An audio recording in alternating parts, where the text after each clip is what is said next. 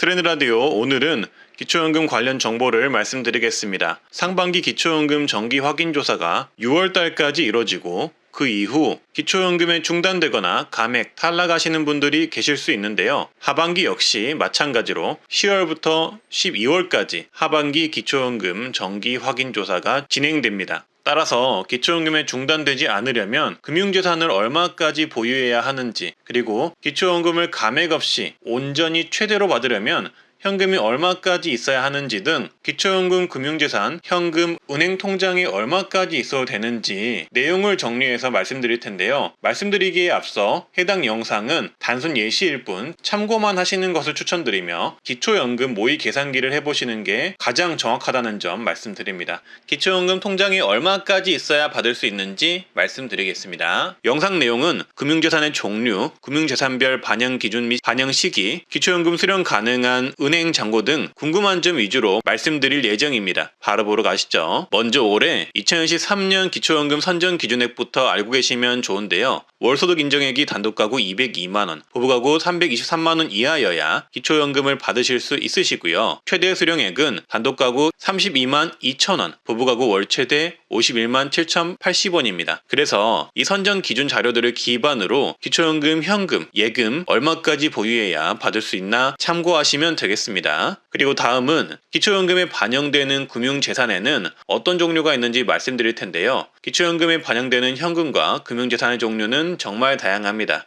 현금, 예금, 적금, 주식, 수표, 어음, 보험 등이 있습니다. 따라서 이런 은행 보유 현금과 증권 등 관련해서 재산이 있으시다면 모두 금융재산이라고 보시면 되겠습니다. 그리고 이러한 금융재산들은 매일 또는 매월 그때그때 반영되는 게 아닙니다. 금융재산의 반영 시기는 정해져 있는데요. 금융재산은 1년에 2번 상반기 확인조사, 하반기 확인조사를 통해 반영이 됩니다. 따라서 이때 기초연금 자격 기준을 결정하는데요. 이때 재산이 늘어나는 경우 기초연금 감액 또는 중단이 될 수가 있습니다. 그리고 다음은 기초연금 금융재산별 반영 기준을 말씀드릴 텐데요. 먼저 수시로 입출금이 가능한 입출금 통장 예금의 경우 3개월 이내에 평균 잔액을 반영하고요. 적금과 정기 예금의 경우 잔액 또는 총 납입액을 반영합니다. 주식과 수익증권은 최종 시세가액을 반영하고 채권 어음 수표는 액면가를 반영합니다. 연금저축은 정기지급 금액 또는 최종 잔액을 반영하고 보험은 해약 시 환급금 또는 최근 1년 이내 지급된 보험금 기준으로 반영을 합니다. 이렇게 다양한 금융재산의 경우 따로 서류를 제출하지 않으셔도 되고요. 정부가 알아서 조사하기 때문에 어르신분들께서는 따로 하실 일은 없습니다. 그러면 이제부터 기초연금 받으려면 은행의 현금 금융재산 얼마까지 있어야 가능한지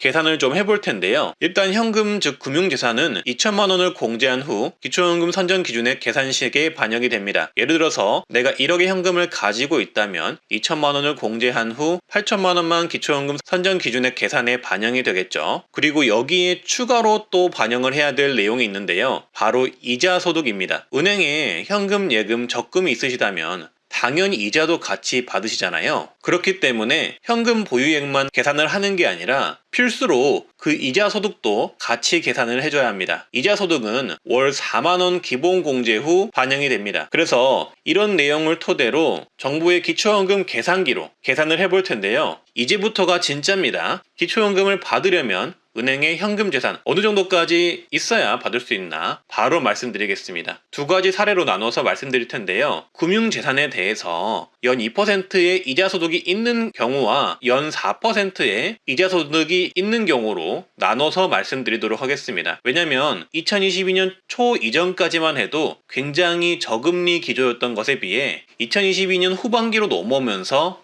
은행 이자 금리가 굉장히 많이 올랐잖아요. 그렇기 때문에 이 두 가지로 나눠서 말씀드리겠습니다. 먼저 연 2% 이자소득 기준입니다. 단독가구의 경우 3억 5천만 원의 금융재산이 있으시고 연 2%의 이자를 받고 계시다면 소득 인정액은 168만 원으로 기초연금 소득 인정액 기준에 훨씬 못 미치기 때문에 기초연금 최대 금액인 32만 2천 원이 수령이 가능합니다. 그러니까 2%대의 예금을 보유하고 있는 분들의 경우는 3억 5천만 원 이하의 금액을 가지고 계셔야만 기초연금을 받는데 안정권이라고 보시면 되고요. 3억 5천만 원이 넘어갈수록 기초연금을 받는 금액이 감액이 되거나 혹은 못 받을 수가 있다는 겁니다. 그리고 부부가구에 5억 5천만 원의 예금이 있고 이자 2%를 받고 있는 경우에는 소득 인정액이 부부가구 소득 인정액에 훨씬 못 미치기 때문에 기초연금 최대 금액인 51만 7천 원이 수령 가능합니다. 이 경우도 마찬가지로 금융재산이 5억 5천만 원 전후로 있으신 분들이 기초연금을 받으실 수 있다는 거겠죠. 그리고 연 4%의 이자를 받는 경우를 말씀드릴 텐데요. 단독가구이시고 금융재산 3억 원, 이자 4%를 받고 계신 어르신의 경우는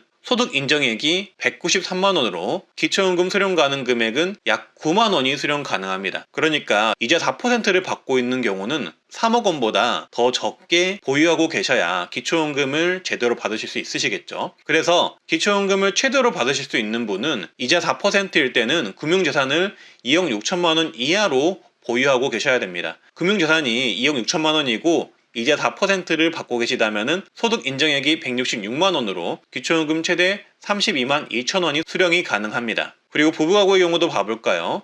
만약에 부부가구이신데 4억 6천만 원의 금융재산이 있으시고 이자 4%를 받으신다면 소득 인정액이 약 300만 원으로 기초연금 수령은 부부가구 합산 약 23만 원이 수령 가능합니다. 하지만 만약에 금융재산이 4억 원 이하이고 이자 소득을 4%를 받고 계시다면 소득 인정액은 260만 원으로 기초연금 부부가구 최대 51만 7천 원이 수령 가능합니다. 결국은 이 4%의 금리대에는 4억 원 이하로 가지고 계셔야만 기초연금을 최대로 받으실 수 있다는 거죠. 따라서 앞서 말씀드린 금액 내에서 금융재산을 보유하셔야만 기초연금을 받을 수가 있는 건데요. 중요한 건 이 해당 내용들은 아파트 등 다른 재산이나 소득을 제외하고 산정한 금액이기 때문에 만약에 부동산 재산이나 소득이 조금 있으신 분들은 계산식이 아주 많이 달라질 수가 있습니다. 이 부분 꼭 참고를 해주시고요. 영상으로 모든 어르신의 내용을 제가 알려드릴 수가 없기 때문에 좀 더 정확한 기초연금 계산을 원하신다면 보건복지부의 기초연금 계산기를 활용해 보셔서 본인의 부동산, 금융재산, 소득을 모두 입력해 보시고 정확한 본인의 소득 인정액을 확인해 보시는 게 더 도움이 많이 되실 듯 합니다. 마지막으로 혹시 기초연금 모의 계산이 어려우신 분들이 계시다면 본인의 부동산 재산, 금융재산, 소득 등을 댓글로 남겨주시면 제가 대신 계산해서 말씀드리겠습니다. 이상 트렌드 라디오였습니다. 좋아요, 구독, 주변에 공유 한번 부탁드리고요. 오늘도 건강하고 행복한 하루 되세요. 감사합니다.